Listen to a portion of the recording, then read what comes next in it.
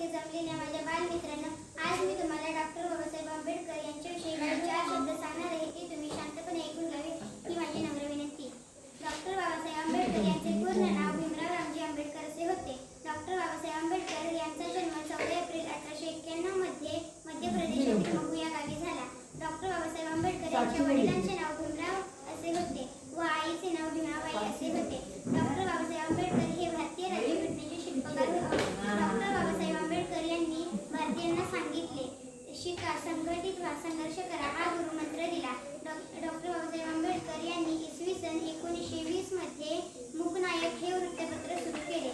Doctor Babasaheb Ambedkar यांना 1990 मध्ये भारतरत्न हा पुरस्कार मिळाला.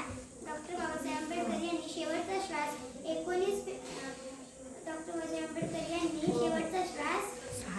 6 डिसेंबर 1956 रोजी घेतला. डॉक्टर बाबासाहेब आंबेडकर यांची जयंती निमित्त सर्वांना हार्दिक शुभेच्छा. धन्यवाद.